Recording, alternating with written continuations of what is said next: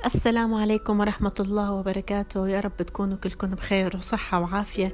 فيديو اليوم رح أعطيكم وصفة بسيطة كتير وسهل كتير وفعال كتير كتير من شان السعلة والتهاب الحلق. وإجمالا أنا دايما بحاول إنه استخدم الاشياء الطبيعية اللي بتكون حوالينا وبين ايدينا قبل ما الجأ للدكاترة او الجأ يعني الصيدلية واشتري ادوية، لانه معظم الادوية اللي موجودة بالصيدليات كلها من انتاج الطبيعة. فلما يكون الواحد ببداية الرشح، ببداية التعب، ببداية وجع الحلق والسعلة، ممكن نستخدم الوصفات اللي عم حط لكم اياها أحسن ما يتطور الموضوع يصير يعني متقدم كتير، وساعتها ما حينفع، حيضطر إنه يروح على الصيدلية أو الدكتور وياخد أدوية تانية.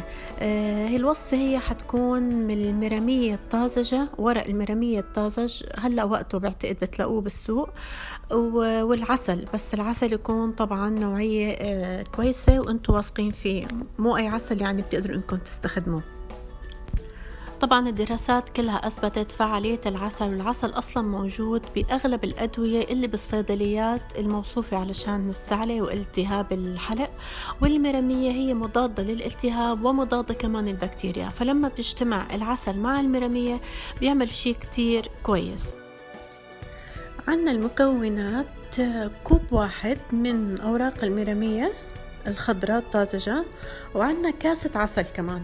فبدنا تحبوا تكتروا المرامية أكتر، تكتروا العسل أكتر. لو كترتوا المرامية أكتر طبعا حيطلع الطعم أقوى، بس كمان مفيد. حبيتوا تكتروا العسل أكتر والمرامية أقل، رح يكون يعني حالي أكتر، بس الأفضل تكون المرامية هي الكتيرة، بس يعني المزيج المثالي اللي هو واحد بواحد.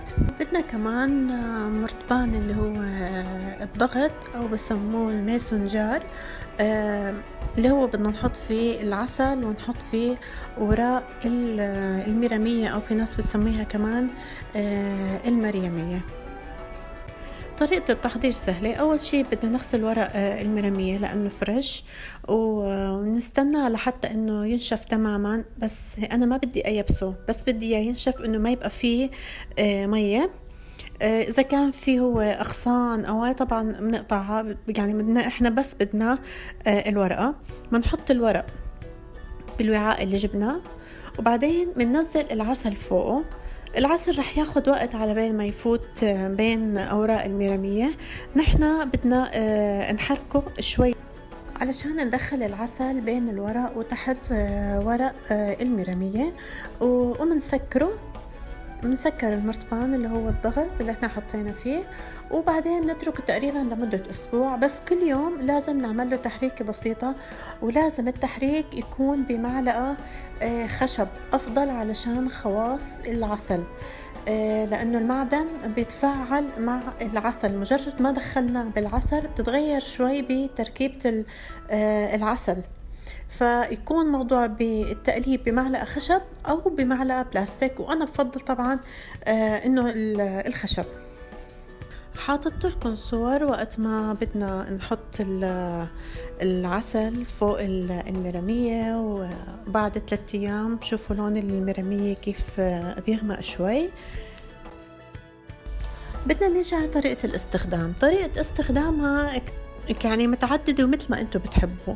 ممكن تاخدوا معلقة تحطوها مع مي دافية تشربوها، ممكن تحطوها مع الشاي، بس طبعا المي او الشاي لازم ما يكون عم يغلي علشان رح نفقد فوايد العسل.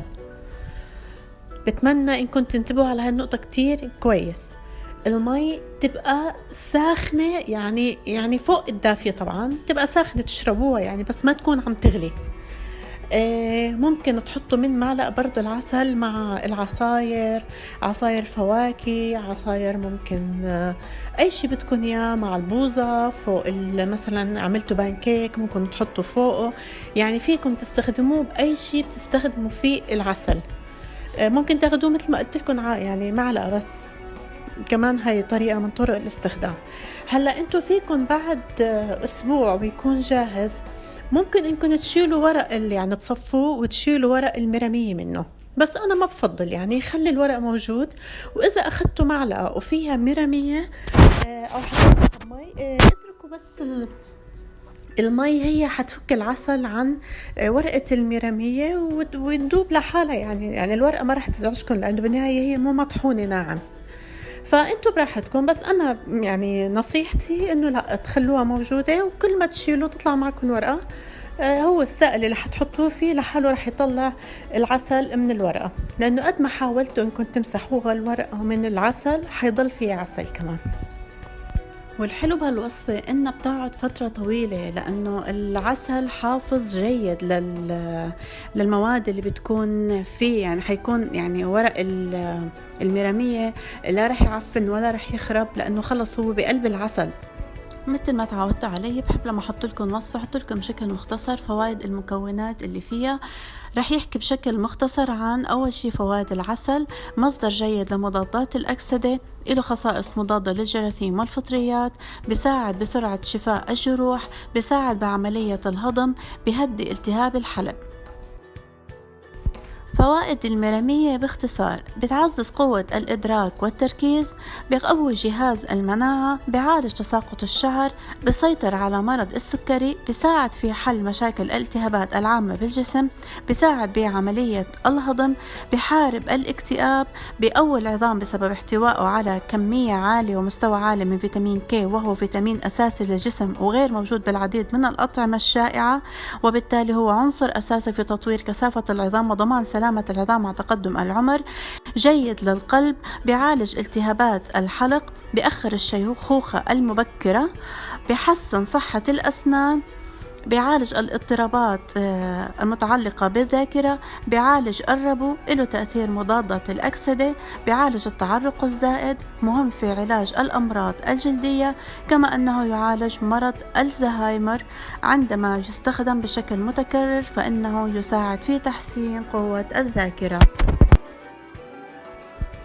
وهون بكون خلصنا فيديو اليوم. يا رب تكونوا استفدتوا واستمتعتوا بفيديو اليوم. بتمنى إذا عجبكم تشاركوه مع أصحابكم، وما تنسوا تشتركوا بالقناة وتفعلوا زر الجرس.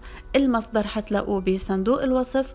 كانت معكم رولا ناجي، قناة مايكروسكوب، المعلومة بدقة. شكرا لكم، والسلام عليكم ورحمة الله وبركاته.